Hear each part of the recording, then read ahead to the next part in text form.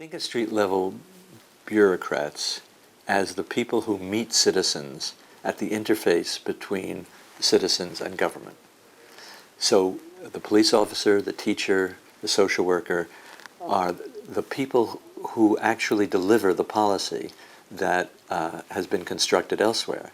These people are very important to the citizen because whatever happens to whatever they get from government is what the street-level bureaucrat actually does with them. What street-level bureaucrats learn when they are in school or training to be in these professions is different from what they have to do on the street. When they're on the street, or when they're in the classroom, or when they're in the interview room as social workers, they need to take everything that they've learned and apply it to the particular situation relatively quickly and without full information.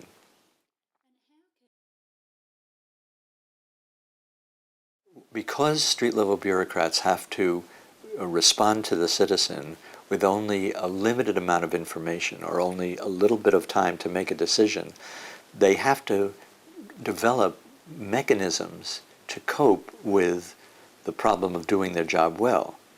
So they simplify the nature of their job, or they develop routines of practice that helps them do a good job in some way.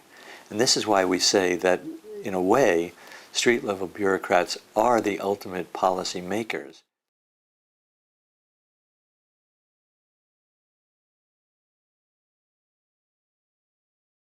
It's not as if I was the only one or the first one to draw this to people's attention. I think drawing it all together and calling it one thing, like street-level bureaucracy, made it more interesting and noteworthy to people. I think for a couple of reasons. One of them is that people who actually are in these jobs, or people who are training to be in these jobs, particularly social workers, it turns out, find it very, very interesting to help them understand what the nature of this work is. That it is work that isn't just theoretical, but is all about how to cope with the job as it actually is.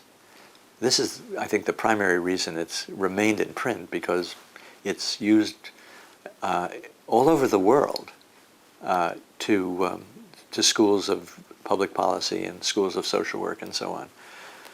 Another reason that it made a name for itself is that it made a claim that you could compare these different public services with each other. So no one had ever thought before that the work of policemen was like the work of teachers, was like the work of social workers, and so on.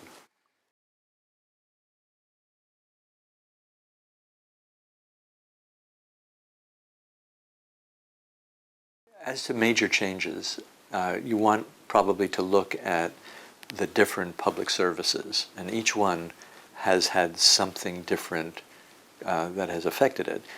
But the greatest effect can be seen in the welfare area involving social workers, where the nature of the welfare systems in all of the OECD countries has changed from one that was basically grant-related and people were given a subvention for living, to one in which the expectation is now that people will work, that they will look for work, that they'll get a job and contribute to society. It's been a sea change in that field, or that social policy area.